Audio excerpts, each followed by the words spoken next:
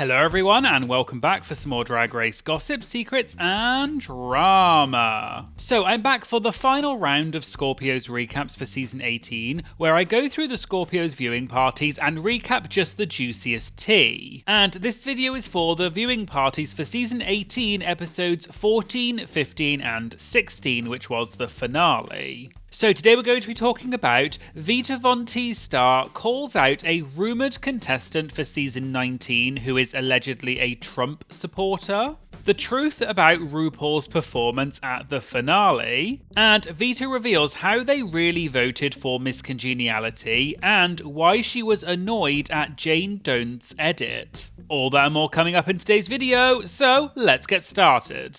Also, make sure you go and check out the full videos over on Scorpio's channel, which I'll link to in the description, and make sure you subscribe to their channel to support an LGBT+ business who have been putting out great content all season. Okay, so let's start with the viewing party for episode 14, and the guest that week was Mia Starr. As always, the host Erica started by asking Mia about the experience of getting the call to be on Drag Race. Mia said she was painting her face getting ready for a show on a Friday night when she got the call, and Athena Dion FaceTimed her right afterwards because she had also just got the call as well. Mia added that this was her third time auditioning for the show, and she was actually an alternate for season 17, meaning that she was a standby in case another queen dropped out. Erica then asked a question from an online viewer about how long it would take before Mia returns for All Stars. Mia said it's up to production, but she'll definitely say yes whenever they ask, because she's 40 years old, and she joked that she doesn't know how many more years her knees have left, and people laughed. There was another question from another online viewer asking if Mia and Briar Blush were on speaking terms. Presumably this is because in episode 4, the two of them had an argument in the workroom because Mia was annoyed that Briar had brought something up that was mentioned off camera. Mia confirmed they're good and said Briar is like her annoying little sister, and actually they were both recently at Darlene Mitchell's wedding, along with 7 others of the season 18 cast, so it was like a mini reunion. Erica had another question, which was, what is the most expensive piece of drag Mia owns? Mia said it was her look for the Swept Away runway for episode 11, which cost about $5,000. But she never got to show it on the show because she got eliminated before that episode, but she said that she'll definitely bring it back when she gets on All Stars. There was then a bit of a messy question, which was, is it true that when Mia worked with Jennifer Lopez, she looked Mia up and down and called her, quote, big? I'm not 100% sure, but I think the origin of this story is because Mia always calls herself, quote, big back. However, it later came out that apparently when Mia worked with J.Lo in the past, she once called Mia, quote, big, which is where the nickname Big Back comes from. And some people thought J.Lo was calling Mia fat, but others think that she just meant that Mia likes to eat. Going back to Scorpio's, Mia confirmed that this did really happen, but she clarified that J.Lo did not use those exact words. What happened was, J.Lo told her to take off her shirt in rehearsals, and when Mia did, J.Lo's face was like, quote, Then J.Lo made all the boys rehearse for 8 or 9 hours with no shirts on, and Mia said she was so self-conscious. But she said that J.Lo did make up for it the next day by ordering a funnel cake truck and an ice cream truck, and Mia joked that she was definitely first in line. Erica then asked a question from an online viewer about Mia's experience working with Shakira. Mia revealed a fun fact, which is that after she worked for Shakira, she then got offered to go on a tour as a dancer with Shakira, but because by that point Drag Race was on Mia's radar and she wanted to focus on that, she said no. Mia added, though, that Shakira is probably the hardest working artist she's ever worked with, and she sings live, plays guitar, and is extremely dedicated. There was then a slightly related question, which was, out of all of the pop stars Mia has worked with, who's paid the best? Mia said the person who probably paid the best was Britney Spears. Mia was with Britney for 5 years, did the 4-year Vegas residency, and said they were on retainer, so they got paid every Friday even when they were not working. Sometimes they'd be off for 2 or 3 months, and she'd still be getting paid, which she said was amazing. Erica then had a question asking, what was it like working with Rihanna on the Loud tour? Mia said it was amazing, and it was her first major tour with 8 dancers and tour buses. She said Rihanna was so cool and would make the dancers go out with her, and Mia joked that after that experience, she never wanted to wait in line again, because after that she got, quote, very bougie. She also said that Rihanna is probably her favourite artist that she's ever worked with. Mia confirmed that she did smoke with Rihanna, and although Mia doesn't really smoke weed, she just wanted to be able to say that she smoked with Rihanna. But apparently she got so high and paranoid after that she had to go back to her bunk because she was worried that she would get fired. Okay, so let's move on to the viewing party for episode 15, and the guests that week were Jasmine Masters and Megami. Erica started out by asking Megami how she felt when she got the call to be on Drag Race. Megami said she had auditioned 5 times before, and she had actually got a call back for season 15, went through the whole psych evaluation and background checks, and then found out at the last minute that she did not get on. So for season 16, Megami said if she didn't get on, she was not going to audition again because it was traumatizing. But luckily it worked out, and she said that she cried for an entire week after. Megami then told a story of where she was when she got the call. She had been waiting all day because she knows the calls usually come around the second to last episode of the previous season, which was the season 15 reunion day. By around 6 p.m. New York time, she figured that the workday was over, so they were not calling, which must meant that she did not get on. So she decided to go to one of the bear bars and, quote, get drunk and get pounded out, so she didn't have to think about it. She then joked that she swears on Lady Gaga's Oscar that she was literally in the shower prepping herself for the evening when she got the call from a California number. So she turned the shower off, picked up, and had to ask them to call her back in 60 seconds. Erica then asked Jasmine how it was for her when she got the call to be on season 7. Jasmine joked that she said, quote, finally, because she had been trying to get on for so long. She explained that originally, for the very first season of Drag Race, they wanted Jasmine, Chad Michaels, Morgan, and a few other of the queens to be on the first episode because they were part of a group called the Dream Girls Review, but they were all doing different stuff at the time, so they couldn't do the show. Jasmine said season 6 was the one that she was supposed to be on because she and Laganja Estranja had just done LaToya Jackson's birthday party, which was organised by World of Wonder. But when Jasmine sent in her audition tape, she said it was, quote, a choppy one, where she was playing around with it, so she didn't get on. Then season 7 came around, and she was in bed watching The Young and the Restless, smoking weed, when her phone rang. It was the executive producer, Theron, from Drag Race, and asked her to be on the show. Jasmine said she was happy because by that time, she had been doing drag for around 15 years, and she knew that Drag Race queens tend to make more money. They then moved on, and because they were watching the Lip Sync Lollapalooza episode, Erica asked Megami about her experience doing the Lip Sync Lollapalooza, because Megami made it to the final 2 on her season. Megami said her Lollapalooza was simpler because everyone was fair game, and she doesn't understand why this season they added extra layers of complexity when the original format worked well. Megami also revealed that on season 16, after they had filmed the main part of the season, they had about a month and a half off. Then, about a week before they had to fly back to California to film, production sent them the list of songs. And as soon as they all got the email, the queens were in the group chat talking about it, trying to figure out who liked which song so they could all strategize. Jasmine then said that if the Lollapalooza had existed on season 7,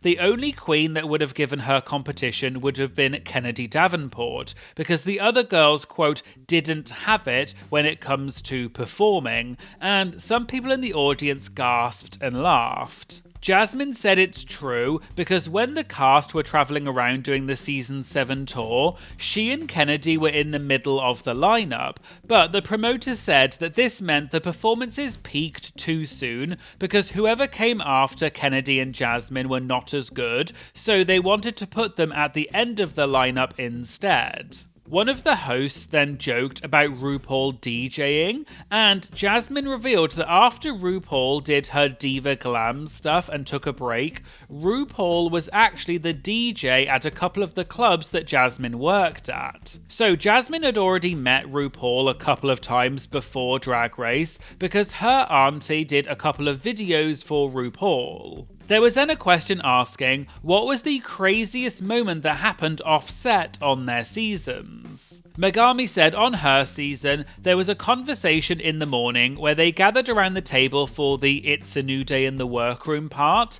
Apparently, Morphine started the conversation by asking, quote, so girls, have you ever painted on a man? Which is slang that has a bit of an explicit meaning, so I'll put the definition up on screen in case some of you may not know. Megami said this turned into a 25-minute conversation that was completely cut from the episode, and the producers were, quote, pulling their hair out, saying that they couldn't use any of it, and Megami said somewhere locked in the vault, there's footage of 8 of them talking about getting poop on a D. There was then a question for Jasmine, which was, could she tell that Ginger Minj was a, quote, pathological liar even back on season 7? Jasmine said yes, and said that even she picked up that Ginger's stories were, quote, a little wonky. Jasmine then added, quote, but her feet stink, and everyone burst out laughing. Jasmine said once she, Kennedy, and Ginger were doing their little tour for season 7, and they were in Las Vegas and they went to get pedicures and manicures. Ginger was wearing tennis shoes but not wearing socks, and when she took her shoes off, the pedicurist started saying something in another language, and she can only assume that she was saying how much Ginger's feet stank. Jasmine said she told Ginger her feet were stinky, and she called them, quote, little short fat ham hocks, and she stunk the whole place out. The host then asked Jasmine if she would ever get another pedicure with Ginger, and Jasmine said, quote, hell no, and everyone laughed again. Okay, so now let's move on to the viewing party for season 16, which was the finale, and the guests that week were Vita Von T Star and Jada Essence Hall. Erica started out by saying how amazing Vita's look was for the finale. Vita revealed that it actually started out as her entrance look, but while she and her son were stoning it, she said it was, quote, a bit much for the entrance look, so she saved it for the drag eleganza category, but because she never made it to that episode, it was just sitting in her room, so she decided to wear it instead for the finale. Erica then asked Vita what her experience was like getting on Drag Race. Vita explained that when she got the call to say she got on, she was on the way to the fabric store and she, quote, near ran off the road, and that being on the show is a once-in-a-lifetime opportunity and is the best thing that's happened to her. She also revealed that this was her 4th time auditioning, but she did actually get the call for the first season she auditioned for, which was season 15. But it was during COVID and Vita wasn't fully vaccinated, so they just said, sorry, we can't wait on anybody, so it went to another queen. Erica then asked who Vita was intimidated by the most when she first walked into the workroom. Vita said there was something about Jane Doe's presence that was intimidating, and that Jane had an overall confidence about her. Vita then said that she does not like the quote self-sabotage edit that Jane got this season, and that the edit this season in general has been a bit weird based on the versions that she's heard from other queens. And the hosts agreed and said that the edit has been a bit weird throughout season 18, and they said that the editors were, quote, trying it. And Vita said there is more that she would like to say about this, but she wants a future on Drag Race so she can come back for All Stars, so she's not going to say more. Erica then asked Vita who she voted for Miss Congeniality. Vita revealed that when you vote for Miss Congeniality, you actually vote for 2 queens, and it's a weighted vote, so the first choice gets more points than your second choice. Vita said her first choice was Jane, because Jane helped so many of the queens in the workroom with things like writing jokes, Snatch Game characters, comedy challenges and more. Jane never took any credit for it, and also a lot of it was not shown in the edit. Vita added that Jane was a confidant, someone you could talk to, cry on and lean on, and in her eyes, Jane deserved Miss Congeniality because of all of that, but also because she did not like the edit that Jane got. There was then a question from an online viewer about whether they think Drag Race will ever have a documentary about the mistreatment of contestants, a bit like the recent Tyra Banks Top Model documentary that came out, which did not exactly paint Tyra in the best light. Jada said she doesn't think it will be about the mistreatment specifically, but there will absolutely be a Drag Race documentary at some point. And some of it will be positive and also negative. She said you can't have a show on TV for 20 years and not have conversations about it, and she joked that she's been working on her tears in case she gets asked to participate.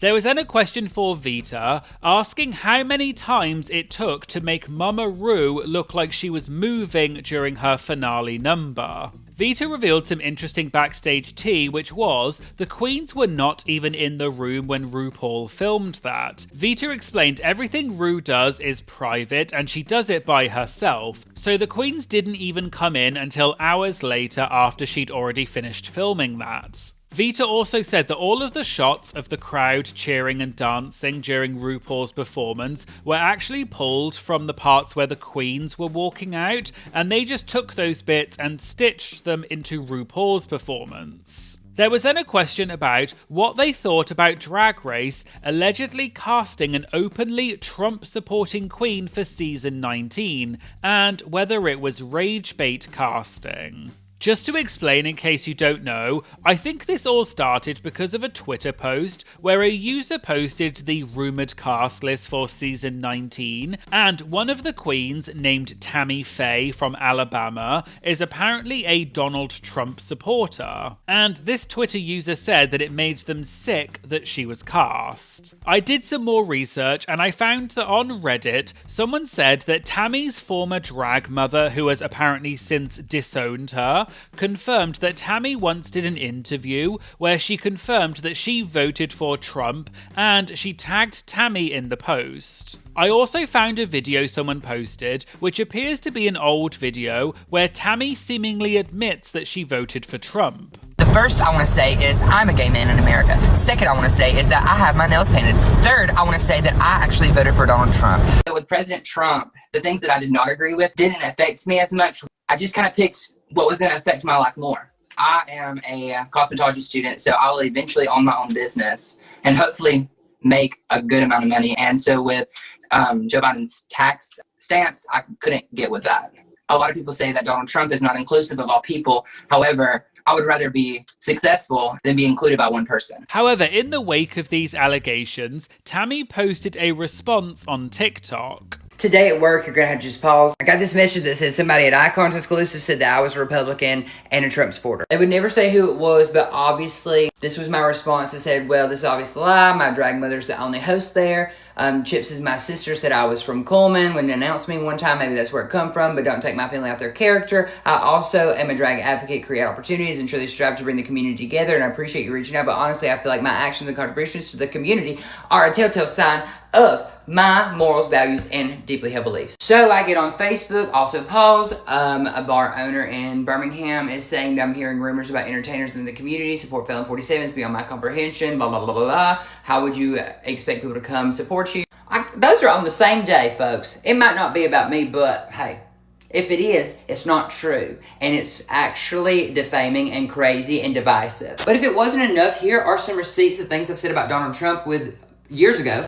More things I've said in a group chat full of Republicans. Go vote with a blue heart. Those are just some things that I personally posted and said with my chest. I'm not a Republican. I'm not sowing discord and disunity within our community. I'm trying to bring it together in coalition. That's how we get things done. But just to make it clear, these seem to be rumours that have been circulated online, so they may be true, but they may also not be true. It's also not clear if she actually is on season 19 or not. This is also just a rumour, so perhaps we'll get some more clarification of this in the future. But going back to Scorpios, Vita said she has a lot to say about this because she is also from Alabama. She said that Tammy is giving every drag queen and every member of the LGBT+ community a, quote, bad name and a bad rep for being part of the community and supporting Donald Trump.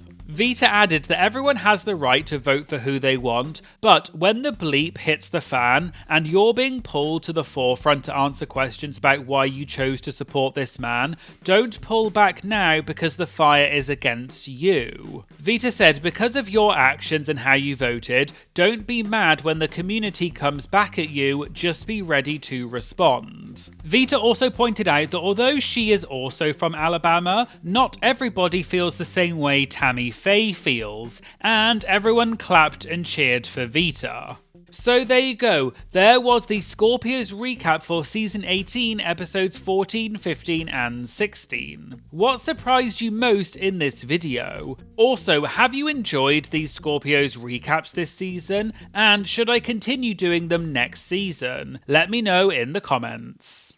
If you'd like to watch my videos before they go on YouTube, as well as see the things that I cut out of my Roscoe's recaps, as well as other exclusive content, please check out my Patreon. It just costs a few dollars a month and it really does help support the channel, and I'll put a link to my Patreon in the description. I'd also like to say thank you so much to all of my amazing Patreon members. I really do pinch myself all the time thinking about how lucky I am to have all of you supporting me, and it really does make a huge difference to the channel, so thank you all so much. Please make sure you like and comment on this video to help boost it in the algorithm and promote it to more people. And please make sure you subscribe. It's free, it only takes 2 seconds, and it really does make a big difference to the channel. Thank you so much for watching, and I hope you'll join me in the future for some more Drag Race gossip, secrets, and drama. Thank you so much. Bye.